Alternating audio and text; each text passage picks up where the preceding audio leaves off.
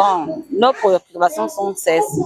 Depuis que le président de la transition est passé au pouvoir, depuis la libération le 30 octobre, plutôt août, jusqu'à aujourd'hui, malgré tout ce que nous pourrons regarder dans les médias, on n'a jamais mentionné la main-d'œuvre non permanente. Et je pourrais dire au moins que ici au Gabon, la main-d'œuvre non permanente n'existe pas. Parce que partout, on peut rassembler tout le personnel du Gabon, sauf le personnel de la main-d'œuvre non permanente du Gabon.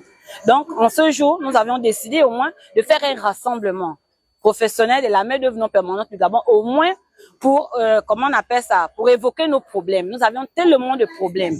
Aujourd'hui, nous avons un problème à la caisse. Nous avions des prélèvements qu'on fait chaque mois au niveau de la solde.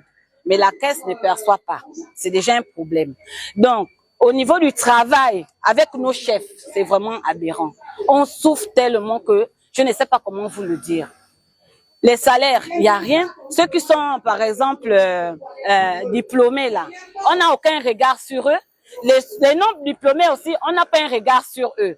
Donc, nous sommes là, c'est-à-dire qu'on se dit, est-ce que nous faisons partie du personnel comment on appelle ça, du personnel travailleur du Gabon en principe.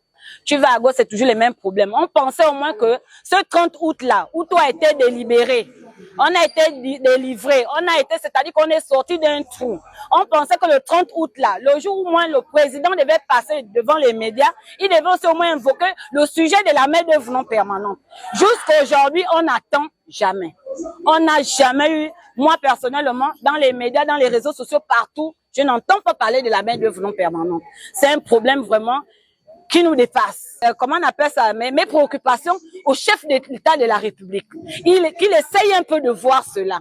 Pourquoi la main-d'œuvre est effacée sur toute l'étendue du territoire gabonais? Pourquoi on nous oublie? Pourquoi on nous oublie? Dans le département ministériel, nous comptons 1852 agents comme effectifs. Et dans les 1852 agents, nous comptons, tenez-vous bien, 1096 agents de la main-d'œuvre non permanente. Donc, ce sont ces agents-là qui sont sur les matériels que vous voyez là, les camions, les engins. Ils sont sur les commandes, ils sont également sous ces engins pour réparation. Donc, vous voyez bien que le ministère de la République est l'un des ministères qui regorge beaucoup d'agents de la main-d'œuvre non permanente qui sont aujourd'hui sous-payés. Un conducteur d'engin d'un bulldozer est payé à 164 000 chaque fin du mois. Il commence aujourd'hui, quand il finit 30 ans plus tard, quand il fait voilà ses droits à la retraite, son salaire reste le même. Quelle est la retraite que ce dernier aura? Et nous tenons à signaler ici que ces agents-là sont riches par le coût du travail, au même titre que celui qui travaille à Kola ou à Sokoba. Voilà le point que nous traversons. Et aujourd'hui, nous sommes en Assemblée générale pour savoir ce qu'on doit faire. Ce qui est sûr et certain, c'est que cette Assemblée générale va déboucher à un dépôt d'un préavis de grève. Il faut bien qu'on interpelle davantage l'employeur pour que l'employeur puisse prendre en compte ou regarder de façon très sérieuse cette catégorie d'agents de la main-d'œuvre notamment du Gabon qui abattent un travail énorme. Ils sont au nombre de 13 000 au total. Comment concevoir que les pères et les mères de famille qui travaillent pour la République avec le cœur puissent être mal rémunérés? Donc nous sommes là pour se concerter. Puisque nous ne sommes pas encore à la conclusion, nous savons qu'au terme de cette Assemblée générale, ce sera forcément un dépôt d'un préavis de grève d'au moins 8 jours francs que nous allons déposer à la primature. Il y a les TP, il y a l'enseignement supérieur, il y a la santé, il y a l'éducation nationale et la planification, la culture, et ainsi de suite. Donc tout le monde est là. Nous demandons simplement qu'on puisse réviser leur statut. Partir d'agents de la main-d'œuvre non permanente à fonctionnaires. C'est possible de le faire chez nous. Cette Assemblée générale est une interpellation.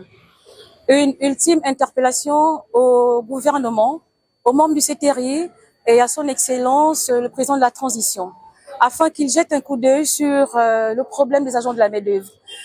Les agents de la main-d'œuvre traversent un calvaire de plus belle lurette et personne ne jette un coup d'œil dessus.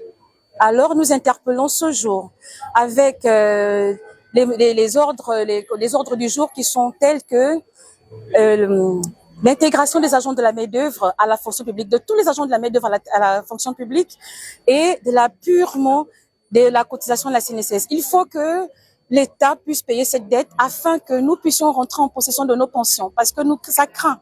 Dans le Gabon, il y a près de 13 000 agents de la main-d'œuvre non permanente. Et ces agents travaillent dans des conditions précaires et vivent dans des conditions précaires. C'est-à-dire que vous retrouverez des agents qui ont des salaires de base qui vont au minimum à 150 000 francs. Et là, parce que les primes s'y ajoutent. Vous voyez? Et vous allez retrouver d'autres agents qui n'atteignent même pas 100 000 francs de salaire de base. Il faudrait un équilibre. Ce qui fait en sorte que lorsqu'on va en retraite, on n'a pratiquement rien. Donc, il faudrait que l'État, le gouvernement puisse revoir tout cela. Le président de la République a pu restaurer la dignité des retraités, des chômeurs, des fonctionnaires. Pourquoi pas la dignité des agents de la main-d'œuvre non permanente du Gabon? Nous attirons ici la plus haute autorité, Monsieur le Président de la République. On dit souvent que la main qui demande est toujours en bas. Cher Président de la République, la main-d'œuvre non permanente aujourd'hui a un gros souci depuis plusieurs longtemps. Il y a des gens qui vivent dans des situations, des salaires de près de 150 000. 150 000, nous ne pouvons pas construire avec. 150 000, nous ne pouvons pas nous marier. 150 000, nous ne pouvons pas même acheter un terrain.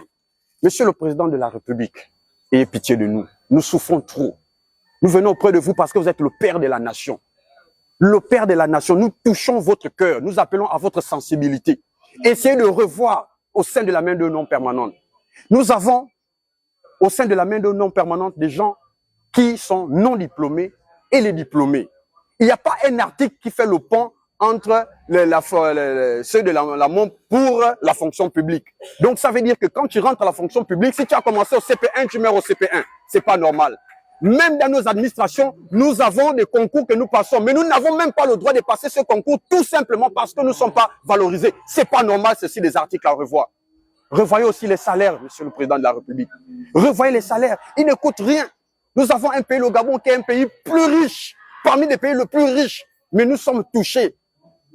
Une dame de ménage, 153 000, elle ne peut pas s'en sortir. Revoyez les salaires, revoyez les situations. Ceux qui ont le diplôme, ramenez à la fonction publique.